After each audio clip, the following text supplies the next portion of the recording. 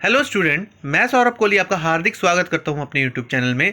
प्यारे बच्चों, आज हम चर्चा करेंगे इतिहास NCERT class 11th chapter 11th आधुनिकीकरण के रास्ते, पाथ टू मॉडर्नाइजेशन चर्चा करेंगे हम। और चर्चा शुरू करने से पहले जो भी बच्चा हमारे चैनल से नया जुड़ा हो, नया आया हो, पहली बार वीडियो देख रहा हो, वो इस चैनल को सब्सक्राइब कर ले और बेल बटन को ज़रूर प्रेस कर दे ताकि सारी नोटिफिकेशन आप तक ज़रूर मिल सके। तो चलिए शुरू करते हैं आज की चर्चा। आज हम आधुनिकीकरण के रास्ते में जो इम्पोर्टेंट्स पॉइंट्स हैं, जो मेन चैप्टर्स हैं, उनके बारे में हम चर्चा करेंगे। जापान ने ताइवान तथा कोरिया को अपने में मिलाते हुए एक औपनिवेशिक साम्राज्य कायम करने में सफल रहा। जापान ने ताइवान को कब अपने में मिलाया? 1895 में। कोरिया को अपने में कब मिलाया? 1910 में। जापान ने ताइवान और कोरिया को अपने में मिला लिया और औपनिवेशिक साम्राज्य कायम करने में सफल रहा। औपनिवेशिक साम्राज्य मतलब उसने उनको अपना अधिकार उस पर जता दिया और उसे अपने कब्जे में ले लिया। उसने अपनी संस्कृति और अपने आदर्शों की स्रोत भूमि चीन को 1894 में हराया। जापान ने चीन को 1894 में हराया और 1905 में रूस जैसी यूरोपीय शक्ति को पराजित करने में कामयाब रहा। अब आप देख सकते हैं छोटा सा जापान जो कि कितना आगे बढ़ता हुआ, उसने ताइवान को फिर कोरिया को अपने अधीन करा, फिर उसने चीन को और रूस जैसी महान शक्ति को हराया। आगे देखें, जापान एक द्वीप श्रृंखला है जिसमें 4 सबसे बड़े द्वीप हैं: होन्शु, क्यूशु, शिकोकू और होकाइडू। ओकिनावा द्वीपों की श्रृंखला सबसे दक्षिण में है। मेन जो द्वीप की श्रृंखला है, इसमें 4 है: होन्शु, क्यूशु, शिकोकू और होकाइडू। और ओकिनावा द्वीपों की श्रृंखला सबसे दक्षिण में है। ये एनसीईआरटी पूरा सेम एनसीईआरटी के बेस पर पूरा बताया हुआ है आपको, लगभग बहामास वाले ही अक्षांश पर। जो बहामास देश है उसी अक्षांश पर ये ओकिनावा की जो श्रृंखला है वो वहाँ पर है। मुख्य द्वीपों की 50% से अधिक जमीन पहाड़ी है। जापान बहुत ही सक्रिय भूकंप क्षेत्र में से एक है। वहाँ पर फ्रीक्वेंटली क्या आते रहते हैं? भूकंप आते रहते हैं, और जिसके कारण वहाँ की जो ज़मीन है वो इस तरह की, वहाँ पर जो बिल्डिंग्स है इस तरह की बनाई गई होती है जो बार बार उस भूचाल को झेल सके। आगे बात करें, जापान में पशुपालन की परंपरा नहीं है। वहाँ पर पशुपालन नहीं है। चावल बुनियादी फसल है वहाँ पर, और मछली जो कि प्रोटीन का मुख्य स्रोत है। कच्ची मछली जिसको साशिमी या सुशी भी बोलते हैं, जो कि डिश है जापान की, अब दुनिया भर में बहुत लोकप्रिय हो गई है क्योंकि इसे बहुत सेहतमंद माना जाता है। अब हमने जाना कि जापान में पशुपालन की परंपरा नहीं थी, चावल उसकी मुख्य बुनियादी फसल थी और मछली वहाँ साथ में खाते हैं। चावल के साथ मछली में प्रोटीन का मुख्य स्रोत था। वहाँ की जो मेन डिश है वो सुशी है, जो कि दुनिया भर में अब प्रचलित हो चुकी है। अब हम बात करें जापान की राजनीतिक व्यवस्था की बच्चों, तो जापान पर क्योतो में रहने वाले सम्राट का शासन हुआ होता था। अब ये क्योतो जो जगह है बच्चों, इसी का नाम बाद में बदल कर क्या रखा जाता है? टोक्यो। ये जापान की राजधानी थी। जापान पर क्योतो में रहने वाले सम्राट का शासन हुआ करता था। 12वीं सदी आते आते असली सत्ता शोगुनों के हाथ में आ गई, जो सैद्धांतिक रूप से राजा के नाम पर शासन करते थे। मतलब कि शोगुन थे असली शासक, लेकिन वास्तविक शासक जो थे वो शोगुन नहीं होकर असली शासक थे। शोगुन शासकों के नाम पर शासन करते थे, मतलब सत्ता उनके हाथ में नहीं थी, लेकिन असली देखरेख वो ही संभालते थे। सैद्धांतिक रूप से राजा के नाम पर वो शासन करते थे शोगुन। 1603 से 1887 तक तोकुगावा परिवार के लोग शोगुन पद पर कायम थे। इतने लंबे पीरियड तक तोकुगावा परिवार के लोग शोगुन पद पर कायम थे। देश 250 भागों में विभाजित था, जिनका शासन दैम्यो चलाते थे। शोगुन दैम्यो पर नियंत्रण रखते थे। शोगुन दैम्यो को लंबे अरसे के लिए राजधानी एदो यानी कि आधुनिक टोक्यो में रहने का आदेश देते थे ताकि उनकी तरफ से कोई खतरा ना बना रहे। देश 250 भागों में विभाजित था, यानी कि आप देख सकते हैं जो जापान था उसमें कितने भागों में विभाजित था, 250 भागों में। इतना छोटा देश फिर भी 250 भागों में विभाजित था, जिनका शासन कौन चलाता था, दैम्यो। शोगुन दैम्यो पर नियंत्रण रखते थे। दैम्यो पर भी कौन नियंत्रण रखता था, शोगुन। शोगुन दैम्यो को लंबे अरसे तक राजधानी एदो में रहने का आदेश देते थे ताकि उनकी तरफ से कोई खतरा न रहे। शोगुन प्रमुख शहरों और खदानों पर भी नियंत्रण रखते थे। समुराई, समुराई आपने सुना होगा, योद्धा वर्ग शासन करने वाले कुलीन थे और वह शोगुन तथा दैम्यो की सेवा में थे। अब आगे देखें, 17वीं शताब्दी के मध्य तक जापान में एदो दुनिया का सबसे अधिक जनसंख्या वाला शहर बन गया। जो टोक्यो था वो 17वीं शताब्दी के मध्य तक आके मिड 17th सेंचुरी तक आकर दुनिया का सबसे अधिक जनसंख्या वाला शहर बन गया। छपाई लकड़ी के ब्लॉकों से की जाती थी। उस समय भी जो छपाई की जाती थी वो लकड़ी के ब्लॉक्स से की जाती थी, जैसे छापा मार होता है ना। जापानी लोग यूरोपीय छपाई को पसंद नहीं करते थे, इसलिए उन्होंने अपनी तरीके से छपाई की। जापान अमीर देश समझा जाता था क्योंकि वह चीन से रेशम और भारत से विलासी वस्तुएं आयात करता था, मंगवाता था। इन आयातों के लिए चांदी और सोने में कीमत अदा करने में अर्थव्यवस्था पर भारी भार पड़ता था, जिसकी वजह से तोकुगावा ने कीमती धातुओं के निर्यात पर रोक लगा दी, क्योंकि भार पड़ रहा है, अधिक भार। क्योटो के निशिजन का रेशम दुनिया भर में बेहतरीन रेशम माना जाता था।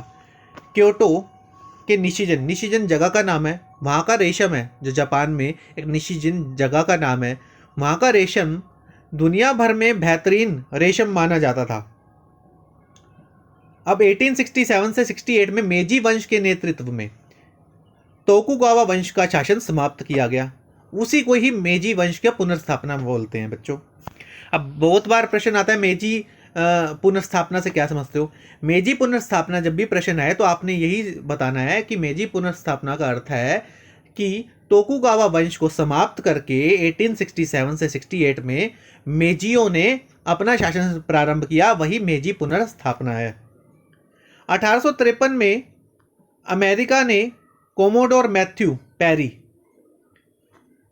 को जापानी सरकार से एक ऐसे समझौते पर हस्ताक्षर करने की मांग के साथ भेजा जिसमें जापान ने अमेरिका के साथ राजनीतिक और व्यापारिक संबंध बनाए। कब? अब कोमोडोर पेरी कौन है? वो जापान के हैं। 1853 में अमेरिका ने कोमोडोर मैथ्यू पेरी, ये ध्यान रखने वाली बात है, कोमोडोर मैथ्यू पेरी कौन है? वो बच्चों इधर ध्यान रखना है, कोमोडोर मैथ्यू पेरी जो है वो अमेरिका के हैं। कोमोडोर मैथ्यू पेरी को जापानी सरकार से एक ऐसे समझौते पर हस्ताक्षर करने की मांग के साथ वहां भेजा जापान में कि जिससे राजनीतिक और व्यापारिक संबंध बनाए जा सके। जापान ने अगले साल 1854 में ऐसे समझौते पर हस्ताक्षर किए कि जापान चीन के रास्ते में था और अमेरिका चीन में एक बड़ा बाजार देखता था। मतलब कि कोमोडोर पेरी जो थे वो अमेरिका के थे, उनको ऐसे संबंध बनाने के लिए जापान भेजा गया जिससे राजनीतिक और व्यापारिक संबंध अच्छे हो जाए। किन किन देशों के? अमेरिका और जापान के। क्योंकि जापान चीन को भी देखता था एक तरह से व्यापार के रूप में, क्योंकि चीन से भी वो व्यापार करना चाहता था। इसके अलावा अमेरिका को प्रशांत महासागर में अपने बेड़ों के लिए ईंधन लेने की जगह चाहिए थी। उस समय केवल एक ही पश्चिमी देश जापान के साथ व्यापार करता था, वह था हॉलैंड। तो इस चक्कर में अमेरिका भी उससे आगे बढ़ने लगा कि क्योंकि पश्चिमी देश उस समय कौन सा व्यापार करता था जापान के साथ? सिर्फ हॉलैंड करता था, इसलिए उसने अपने व्यापारिक संबंध अच्छे बनाना शुरू किए। 1868 में एक आंदोलन के द्वारा शोगुन को जबरदस्ती सत्ता से हटा दिया गया और सम्राट मेजी को एदो ले आया। एदो को राजधानी बना दिया गया और इसका नया नामकरण हुआ टोक्यो, जिसका मतलब है पूर्वी राजधानी। समझे बच्चों, 1868 में एक आंदोलन के द्वारा शोगुन के पद को खत्म कर दिया गया और सम्राट मेजी को एदो ले गया। एदो को राजधानी बना दिया गया और उसका जो नया नामकरण किया है वो था टोक्यो, और यही इसका मतलब है पूर्वी राजधानी। आगे देखें, तो जापानी सरकार ने फुकोकू क्यों है, यानी कि ये एक नारा था बच्चों, समृद्ध देश मजबूत सेना के नारे के साथ नई नीति का ऐलान किया। उन्होंने यह समझ लिया कि उन्हें अपनी अर्थव्यवस्था का विकास और मजबूत सेना का निर्माण करने की ज़रूरत है। ठीक है बच्चों, जापानी सरकार ने क्या नारा दिया? फुकोके क्योहे, यानी इसका मतलब है समृद्ध देश और मजबूत सेना। अपने देश को अगर समृद्ध बनाना है तो सेना को भी मजबूत करना होगा। इसी नारे के साथ उसने अपनी अर्थव्यवस्था और की विकास को और तेज किया। 1870 के दशक में नई विद्यालय व्यवस्था का निर्माण शुरू हुआ। लड़के और लड़कियों के लिए स्कूल जाना अनिवार्य कर दिया गया और 1910 तक तकरीबन ऐसी स्थिति आ गई कि स्कूल जाने से कोई वंचित नहीं रह सका। पढ़ाई की फीस भी बहुत कम थी। पाठ्यचर्या पश्चिम नमूनों पर आधारित थी, यानी कि जो करिकुलम था वो वेस्ट साइड के जैसा था, पश्चिमी देशों की जैसा। अब जापानी भाषा की बात करें, जापानी भाषा एक साथ 3 लिपियों का प्रयोग करती है। इनमें से एक कांजी थी। जापानियों ने चीनियों से 6वीं शताब्दी में ली। चूंकि उनकी भाषा चीनी भाषा से बहुत अलग है, उन्होंने 2 ध्वन्यात्मक वर्णमालाओं का विकास भी किया, जैसे हिरागाना और काताकाना। हिरागाना नारी सुलभ समझी जाती है क्योंकि हेयान काल में बहुत सी लेखिकाएं इसका इस्तेमाल करती थी, जैसे कि मुरासाकी। यह चीनी चित्रात्मक चिन्हों और ध्वन्यात्मक अक्षरों को मिलाकर लिखी जाती है। शब्द का प्रमुख भाग कांजी के चिन्ह से लिखा जाता है और बाकी का हिरागाना में। तो बच्चों, अब आपने भाषा को समझा। जापानी भाषा के साथ 3 लिपियों का प्रयोग किया जाता है, कांजी और हिरागाना और काताकाना। इन सब का प्रयोग जापानी भाषा में किया जाता है। और चित्रात्मक लिपि है। और नारी सुलभ कौन सी भाषा समझी जाती है? हिरागाना नारी सुलभ समझी जाती है क्योंकि ये हेयान काल में बहुत सी लेखिकाएं इसका इस्तेमाल करती थी। अब हम बात करेंगे अर्थव्यवस्था का आधुनिकीकरण। कृषि पर कर लगाकर धन इकट्ठा किया गया। जापान की पहली रेल लाइन 1870 से 72 में टोक्यो और होकोयामा बंदरगाह के बीच बिछाई गई। वस्त्र उद्योग के लिए मशीनें यूरोप से आयात की गई, वहां से मंगाई गई। मजदूरों के प्रशिक्षण के लिए विदेशी कारीगरों को बुलाया गया। साथ ही उन्हें जापानी विश्वविद्यालयों और स्कूलों में पढ़ाने के लिए भेजा गया। जापानी विद्यार्थियों को पढ़ने के लिए विदेश भी भेजा गया। 1872 में आधुनिक बैंकिंग व्यवस्था का भी प्रारंभ हुआ। मित्सुबिशी और सिमोतोमी जैसी कंपनियों को सब्सिडी और करों में फायदे के जरिए प्रमुख जहाज निर्माता बनने में मदद मिली। कौन कौन सी 2 कंपनी हैं? मित्सुबिशी और सिमोतोमी। इन 2 कंपनियों को सब्सिडी दी गई। इससे क्या हुआ कि जापानी व्यापार जापानी जहाज़ों में होने लगा। जायबात्सु बड़ी व्यापारिक संस्था है जिन पर विशिष्ट परिवारों का नियंत्रण था, का प्रभुत्व दूसरे विश्व युद्ध के बाद तक अर्थव्यवस्था पर बना रहा। जायबात्सु वहाँ की बड़ी व्यापारिक संस्थाएं थी। जैसे यहाँ की भारत की रिलायंस है, वैसे वहाँ की जायबात्सु थी। 1872 में जनसंख्या 3.5 करोड़ थी, जो 1920 में 5.5 करोड़ होगी। देखो कितनी एकदम बढ़ गई। लगभग आप देखिए 50 सालों में ही ये 2 करोड़ जनसंख्या बढ़ गई। अब जनसंख्या को कम करने के लिए सरकार ने प्रवास को सक्रिय रूप से बढ़ावा दिया। प्रवास यानी कि माइग्रेशन, एक जगह से जो दूसरी जगह चले जाते हैं, उसको बढ़ावा दिया। पहले उत्तरी टापू होकाइडो ने की, और जो काफ़ी हद तक स्वतंत्र इलाका था और जहाँ आइनू कहे जाने वाले देसी लोग रहते थे। फिर हवाई और ब्राज़ील और जापान के बढ़ते हुए औपनिवेशिक साम्राज्य की तरफ। उद्योग के विकास के साथ लोग शहरों में आए। 1925 तक 21% जनता शहरों में रहती थी। मतलब आप देखिए कि प्रवास को बढ़ावा देकर उन्होंने अपनी जनसंख्या कम करने का सहारा लिया। 1925 तक 21% जनता शहरों में रहती थी। 1935 तक यह बढ़कर 32% हो गई, यानी कि 2.25 करोड़ के करीब। अब बात करें कि जापान में 1886 में उससे पहले आधुनिक हड़ताल का आयोजन महिलाओं ने किया था। 1900 के बाद कारखानों में पुरुषों की संख्या बढ़ने लगी, लेकिन 1930 के दशक में आकर ही पुरुषों की संख्या महिलाओं से अधिक हो गई।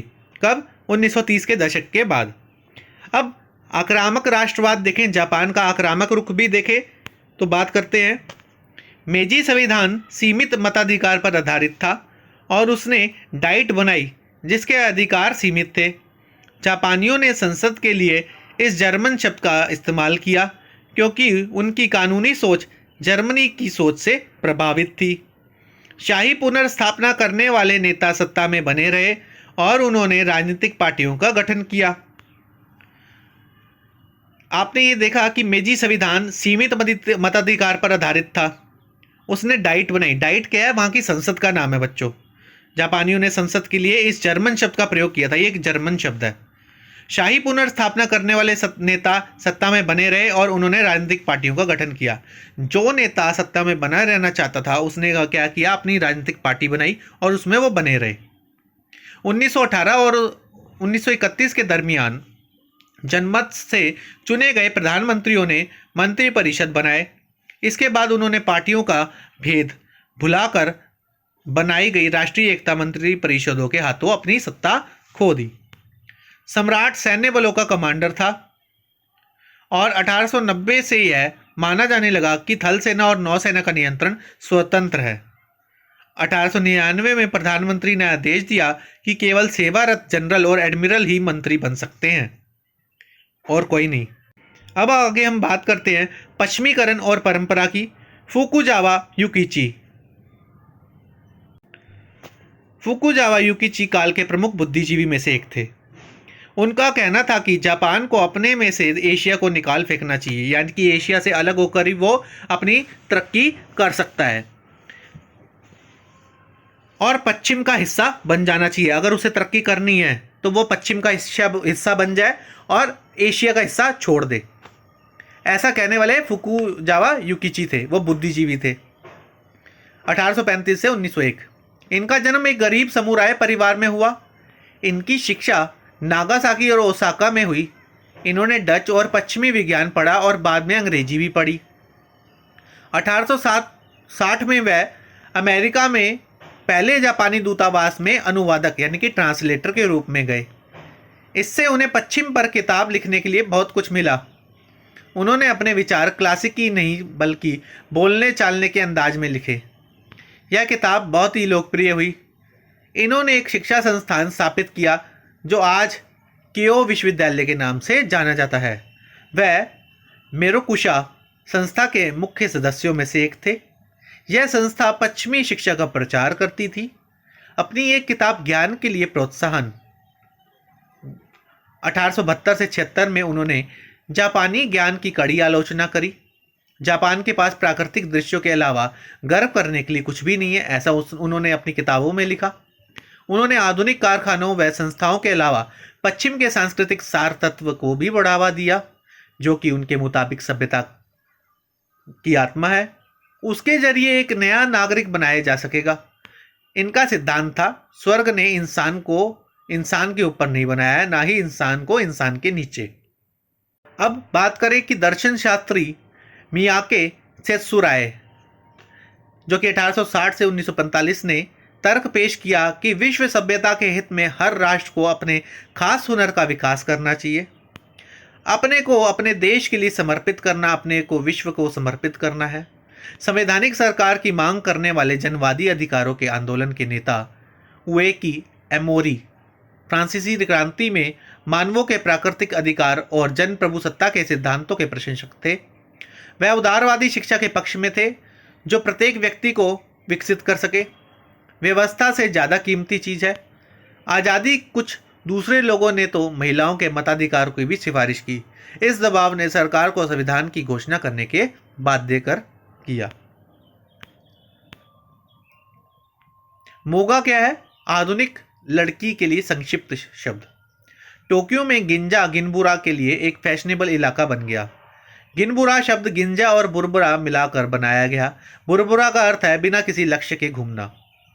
1925 में पहला रेडियो स्टेशन खुला।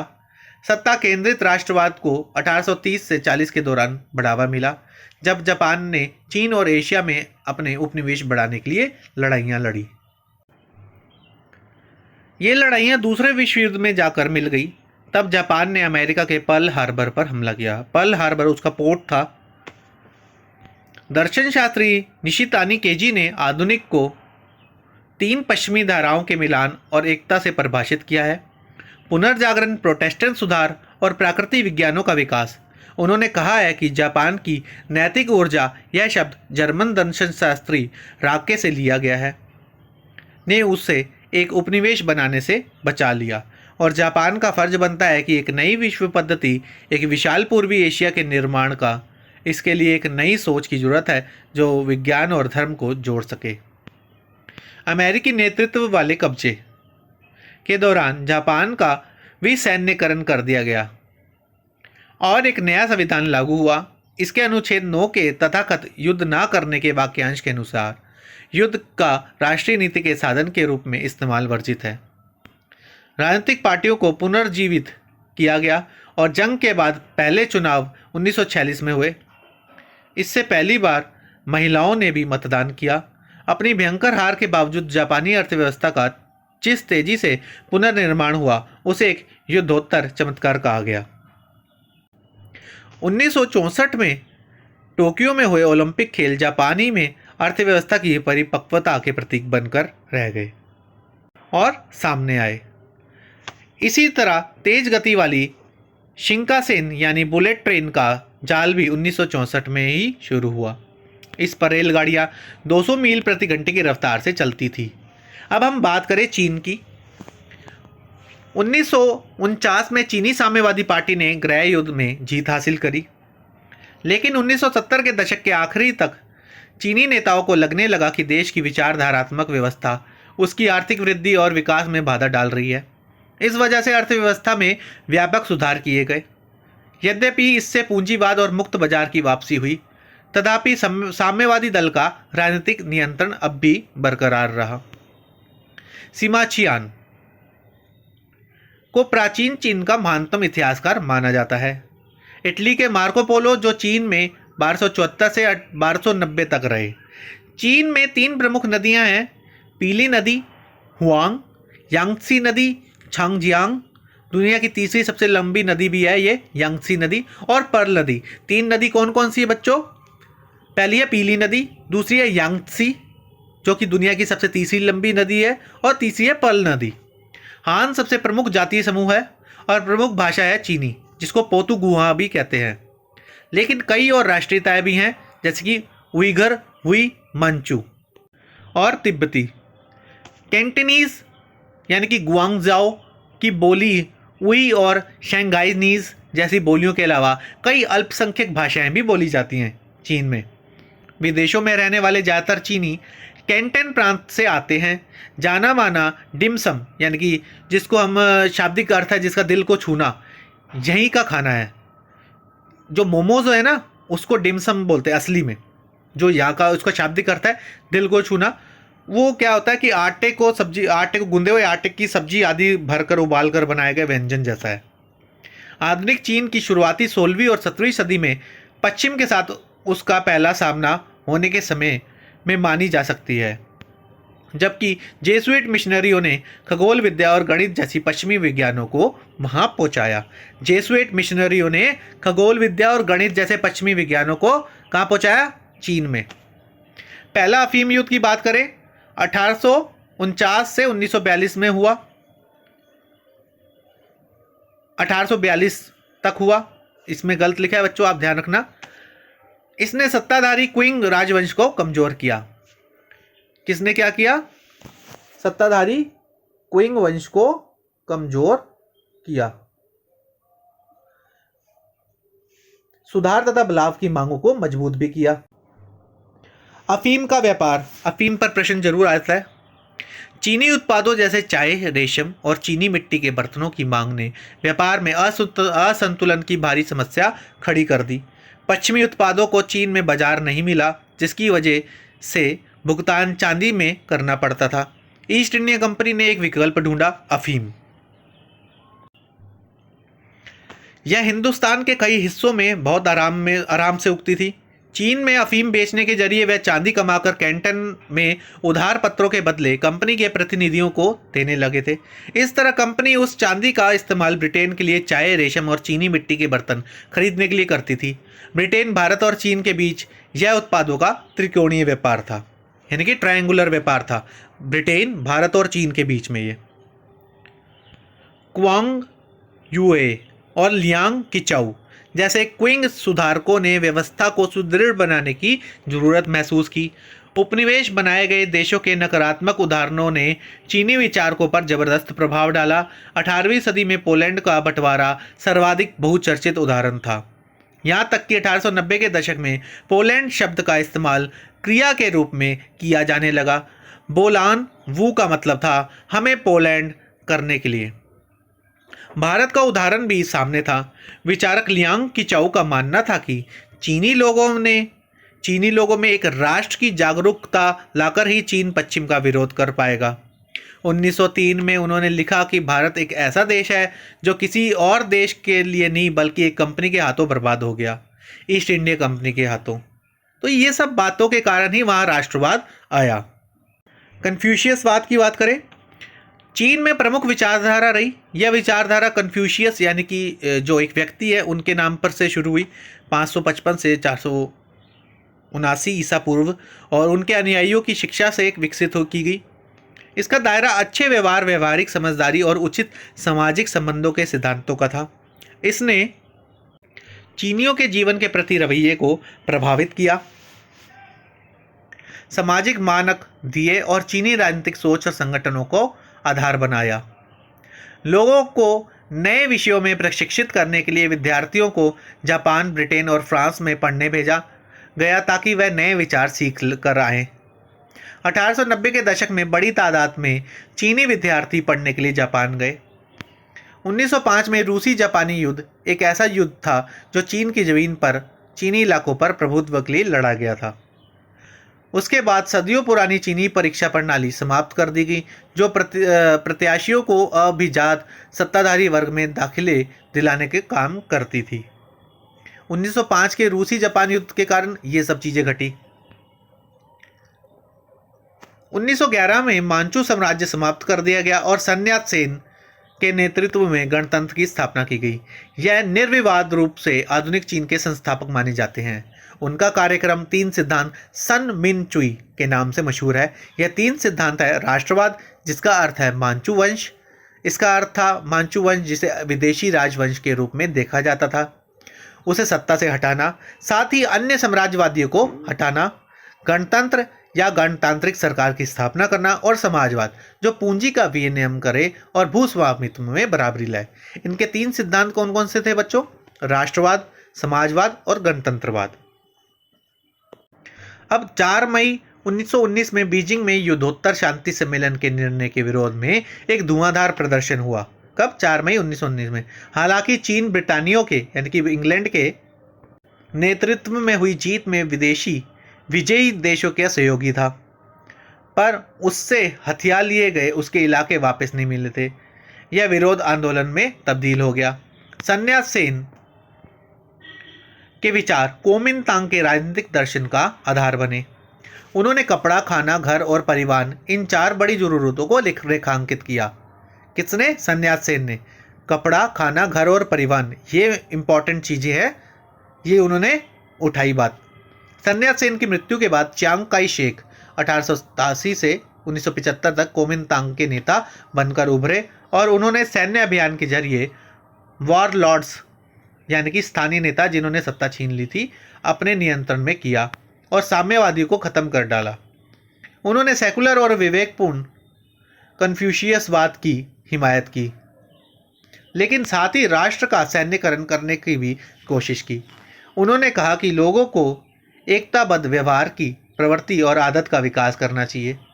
उन्होंने महिलाओं को 4 सद्गुण पैदा करने के लिए प्रोत्साहित किया: सतीत्व, रूप, रंग, वाणी और काम, और उनकी भूमिका को घरेलू स्तर पर ही देखने पर जोर दिया। यहाँ तक कि उनके कपड़े की किनारियों की लंबाई भी प्रस्तावित करी। तो ये सब चीज़ें की गई। देश को एकीकृत करने की अपनी कोशिशों के बावजूद कोमिंतांग अपने संकीर्ण सामाजिक आधार और सीमित राजनीतिक दृष्टि के चलते असफल हो गया। 1937 में जब जापानियों ने चीन पर हमला किया, चीन की साम्यवादी पार्टी की स्थापना 1921 में रूसी क्रांति के कुछ समय बाद हुई थी। रूसी सफलता ने पूरी दुनिया पर जबरदस्त प्रभाव डाला। लेनिन और ट्रोट्स्की जैसे नेताओं ने मार्च 1918 में कोमिंतांग या तृतीय अंतर्राष्ट्रीय का गठन किया, जिससे विश्व स्तर सरकार बनाई जाए जो शोषण को खत्म कर सके, और कोमिंतांग और सोवियत संघ ने दुनिया भर में साम्यवादी पार्टियों को समर्थन किया। माओ त्से तुंग ने जेसीसीपी के प्रमुख नेता के रूप में उभरे।